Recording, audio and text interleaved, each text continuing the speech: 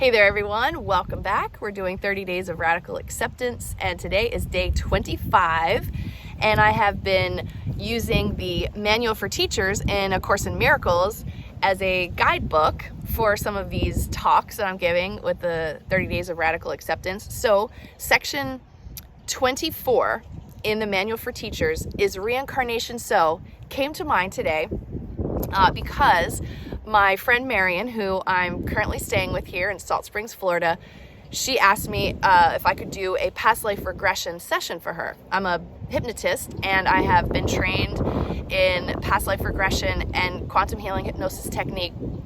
So I have my little toolkit to offer the world here, and the idea of reincarnation is just swirling around my mind this morning. So when I opened the book and turned to the section, is reincarnation so, I just felt like it was such a synchronistic moment. So what it brought up for me was to ask all of you a question about your beliefs that you are really certain of, and perhaps maybe debate with other people to the point of really wanting to win the discussion or like gain validation from another. As you're explaining whatever your belief is to another person, it's like you're trying to convince yourself, perhaps. So I don't know, that's just what came to mind for me. Maybe that applies to you in some way around any spiritual topics that you may have discussions with people about, and maybe you find yourself trying to convince them, or you're using that belief that you have in a way that isn't just simply expressing it and letting go and not having any care about the outcome of the discussion. So something to think about. The thought for today, as we think about all of that, is I accept complete salvation now. So it's really interesting that the topic of reincarnation came up because, as Jesus explains in this section, I'm only going to highlight some of this, but the real important matter isn't about whether or not reincarnation is so-called real.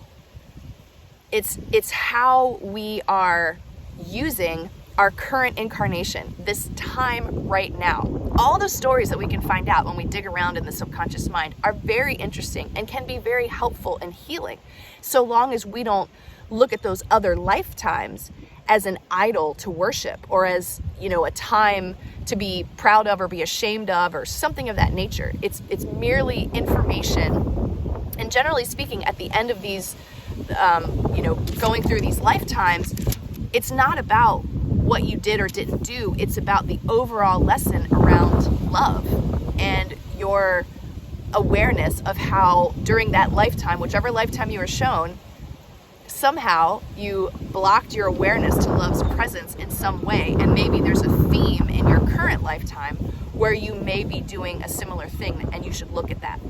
So, all right, let's just jump right into this. In the ultimate sense, reincarnation is impossible, says Jesus. There is no past or future, and the idea of birth into a body has no meaning either once or many times. Reincarnation cannot then be true in any real sense. Our only question should be, is the concept helpful? Very important. And that depends, of course, on what it is used for. If it is used to strengthen the recognition of the eternal nature of life, it is helpful indeed. Is any other question about it really useful in lighting up the way? Like many other beliefs, it can be bitterly misused. At least, such misuse offers preoccupation and perhaps pride in the past. At worst, it induces inertia in the present. In between, many kinds of folly are possible. So that's really a evocative intro, coming from someone who's a past life regression hypnotist. I don't think Jesus is saying it's not real, but it's how are we using our belief in this idea that there are so-called past lives or so-called future lives. We really are tricked into believing this idea of time. We look at what time it is, what month it is, what year it is, and we make some sense of the world through that linear perspective. And that isn't the ultimate reality. So yeah, this was a fun one to read. There's a lot more cool stuff in here, but I'm just going to jump to the last paragraph and wrap this video up for today and leave you like, what? The emphasis of this course source always remains the same. It is at this moment that complete salvation is offered to you, and it is at this moment that you can accept it.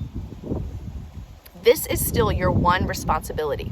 Atonement might be equated with total escape from the past and total lack of interest in the future. So that's pretty awesome.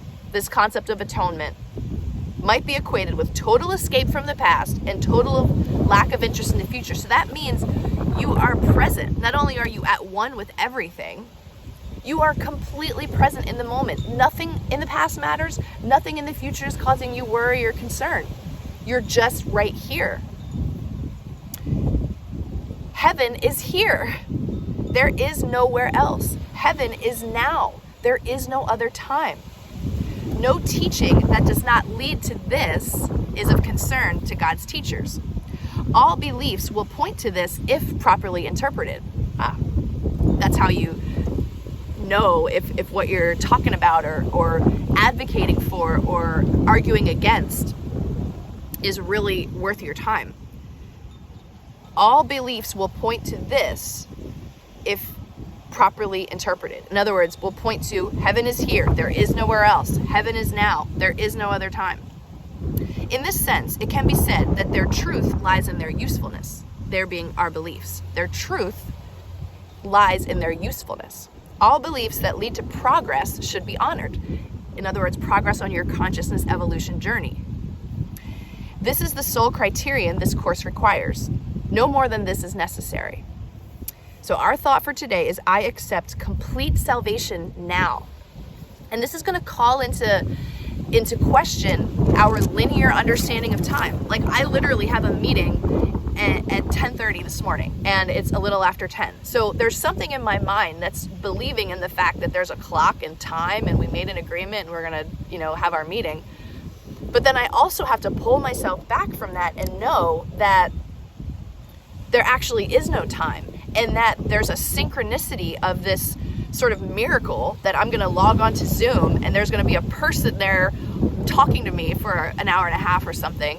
It has nothing to do with time, and my decision to have that meeting is really what's important, and it's the soul connection that's going to be made. It has nothing to do with the time and the schedule and the calendar, but somehow we have to use that right now to sort of, I guess, keep ourselves in our earthly bodies while we maneuver about this earth plane for now. But I think the more that we study these teachings, the more that we say things to ourselves like, I accept complete salvation now, we start to have these moments where we realize that time doesn't exist and that all of our arguments and our attempts to convince people of, whatever it is that we want to advocate for is wasted energy. Keeping yourself in the moment, believing this is heaven, even if it doesn't feel like you think it's supposed to feel. That is our biggest challenge. And I think in our idea of radical acceptance, these are the topics that we have to take in and meditate about and just let it sink in and see what comes up. As you look at your watch, as I'm thinking like, okay, what time is it? I've been doing this a little while. I have a 10:30 meeting. Like that's all still there. But when I really consider I accept complete salvation now, the thought that comes to me is, well, it has nothing to do with the time of the day or anything. It's that my soul and this other person's soul decided that we're going to meet and it's going to materialize in this way. And it doesn't matter about the time. It's about our decision to connect and have an interaction and then release back again to the greater universe to go do whatever God instructs me to do in the day. So I hope that confused the crap out of you. But it's good stuff to think about. Section 24 in the Manual for Teachers, is reincarnation so? It is a really great primer for thinking about how you're using your beliefs and questioning, are they actually useful or are they causing you problems in your life? Are you resisting things so much because you want to believe and you want to live this particular way that it's just repelling other beings away from you, potentially? So consider that, think about that, and be honest with yourself. I accept complete salvation now. Heaven is here. There is nowhere else. Heaven is now. There is no other time. Believe that. Think about what you're struggling with. Apply these solutions. There are no other solutions to our problems. Lots of love to you. Have a good day with this one, and I'll talk to you tomorrow.